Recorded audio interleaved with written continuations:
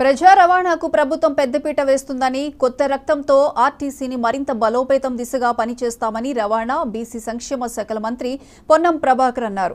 ఆర్టీసీలో వివిధ కేటగిరీల్లో 3035 పోస్టులకు ప్రభుత్వం అనుమతి ఇవ్వడంపై మంత్రి పొన్నం ప్రభాకర్ హర్షం వ్యక్తం చేశారు.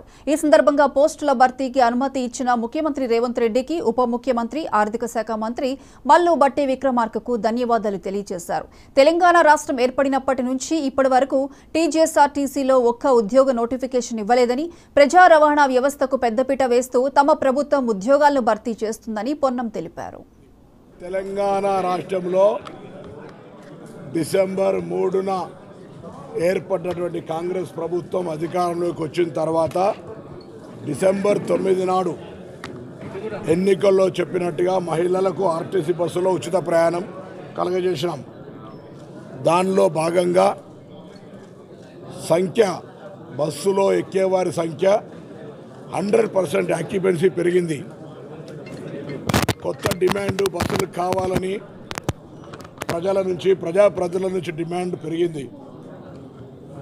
దానితోటి ప్రభుత్వం గౌరవ ముఖ్యమంత్రి గారు నిన్ననే నిర్ణయం తీసుకొని, ఉప ముఖ్యమంత్రి గారు, ఆర్థిక శాఖ మంత్రి బట్టి గారు, రేవంత్ రెడ్డి గారు, మంత్రివర్గం మొత్తం నిర్ణయం చేసుకొని బస్సులు కొనుగోలు ప్రక్రియ ప్రారంభిస్తూ దానికి కావాల్సినటువంటి ఉద్యోగాలను కూడా భర్తీ చేయాలని డిపో మేనేజర్ల కాడ నుంచి డ్రైవర్లు, ఇతర శ్రామిక అన్ని కలిపి 3035 ఉద్యోగాలకు నియామకాలకు ప్రభుత్వం నిన్న గ్రీన్ సిగ్నల్ ముఖ్యమంత్రి గారు ఇచ్చినారు. ఈ సందర్భంగా ముఖ్యమంత్రి గారికి, ఉప ముఖ్యమంత్రి గారికి, గౌరవ మంత్రులందరికీ హృదయపూర్వకంగా ధన్యవాదాలు. సహచర మంత్రులందరికీ 10 సంవత్సరాల తర్వాత 2014 తర్వాత ఆర్టీసీలో మళ్ళీ మొట్టమొదటి రిక్రూట్మెంట్.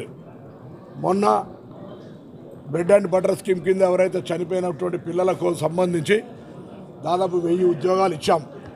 ఇప్పుడు కూడా మళ్ళొక ఈ 3000 ఉద్యోగాలతోటి ఆర్టీసీ తిరిగి పునర్వైభవం వస్తుంది. ఇది కాక మొన్న ఒక 1000 బస్సులు కొనుగోలు చేసినాం. అవి చాలా ప్రాంతాల్లో తిరుగుతూ ఉన్నాయి.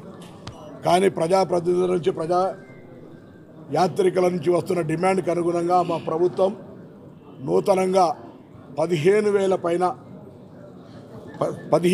పైన అంటే దాదాపు 2000-2500 వరకు కూడా బస్సులు కొనుగోలు చేయడానికి ఫేస్ బ్యానర్గా ప్రక్రియ స్టార్ట్ చేస్తున్నాం.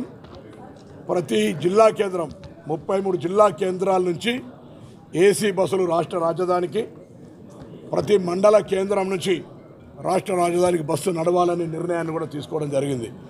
దీనితోటి రాష్ట్ర రాజధానికి మండల కేంద్రం నుంచి పోవలసిన వాళ్ళకి ఇబ్బంది లేకుండా అన్ని గ్రామాలను కనెక్టివిటీ కలుపుతూ బస్సుల సౌకర్యం పెంచాలన్న ప్రయత్నం చేస్తుంది. ఇవన్నీ కూడా